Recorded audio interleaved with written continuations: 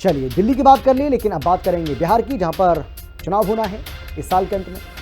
तो बिहार की सियासत की जब बात करेंगे तो यहां बाबा बागेश्वर की एंट्री से सियासी घमासान लगातार जारी है।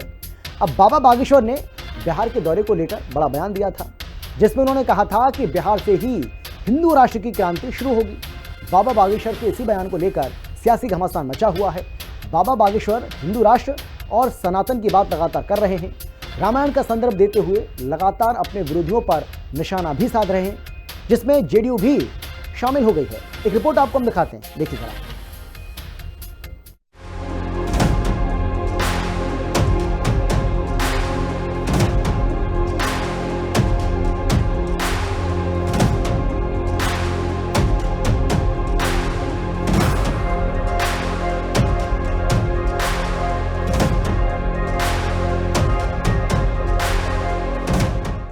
बल्कि बहुत लोगों को बिहार आने पर, हमारे आने पर बहुत पेट दर्द होता है।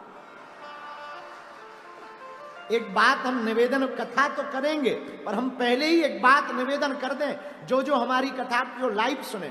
भैया, हम किसी पार्टी के प्रचारक नहीं हैं, हम हिंदुत्व के विचारक हैं।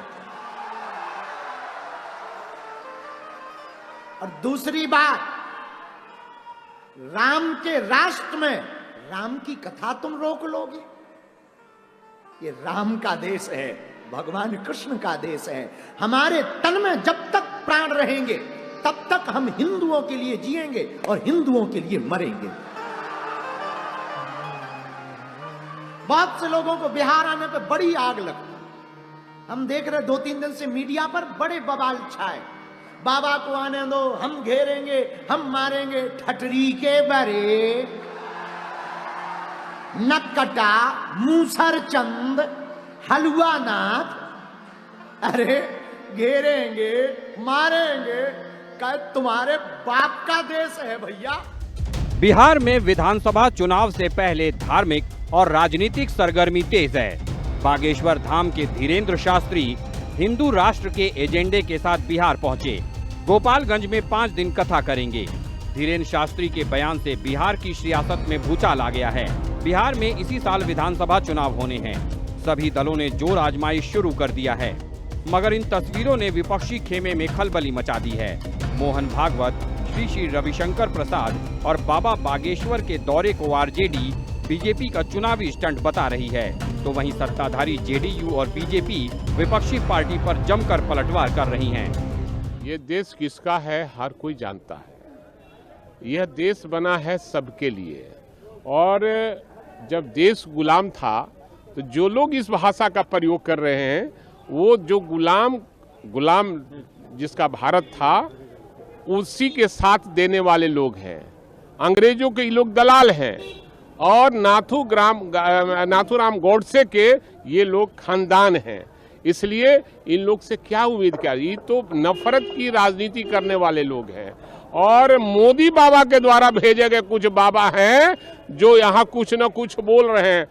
ये देश सबका है, और इस देश में आपसी भाईचारा, एकता बनाए रखने के लिए हम सभी लोगों से अपील करेंगे।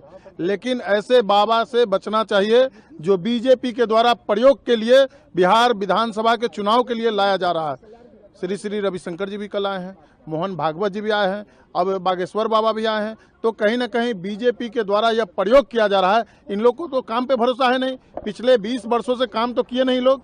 जातीय उन्माद, धार्मिक उन्माद फैलाने का ये लोग काम करते हैं। ऐसे बाबा को गिरफ्तार कर करके और जेल में भेज देना चाहिए। आरजेडी ने बाबा बागेश्वर के दौरे पर सवाल उठाए तो बाबा कहां चुप रहने वाले। बागेश्वर बाबा ने आरजेडी को दो टूक जवाब दे दिया। हमारा आपसे विवाद क्या है जो आप हमें रोकते हो, आप हमें गाली देते हो? हम करते क्या है? क्या हम किसी पार्टी के लिए आते हैं या हम वोट मांगते हैं? हम तो हिंदुओं को एकजुट करने आते हैं,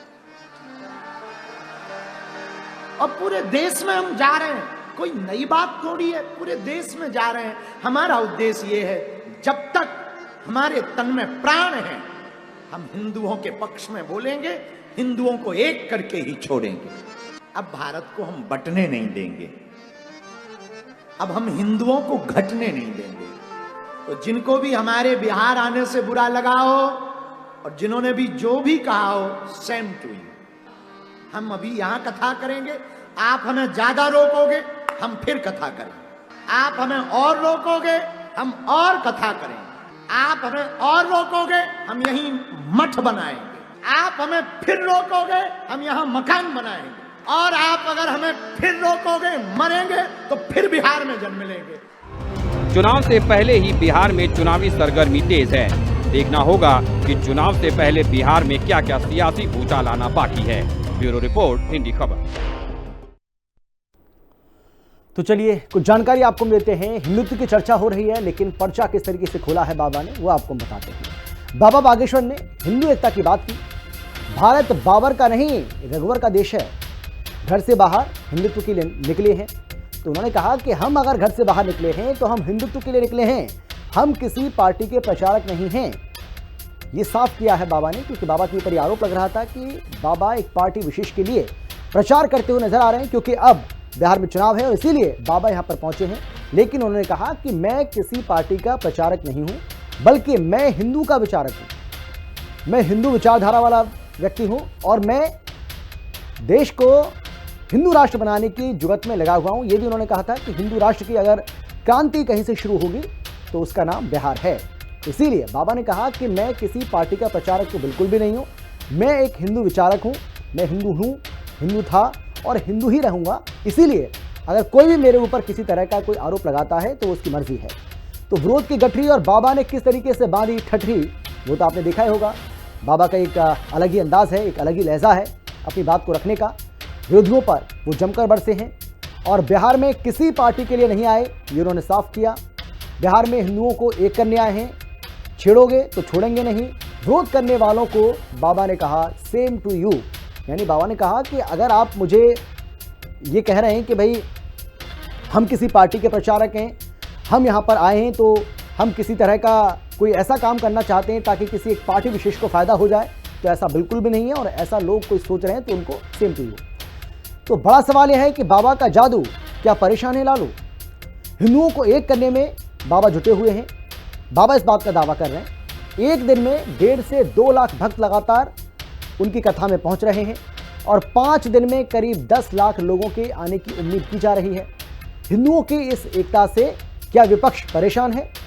क्योंकि बिहार में जाति के नाम पर वोट पड़ते हैं। बिहार और यूपी, ये 2 राज्य ऐसे हैं देश के जहां पर जाति के नाम पर वोट पड़ते हैं और जाति का भेदभाव मिटा तो क्या पार्टियों को नुकसान होगा?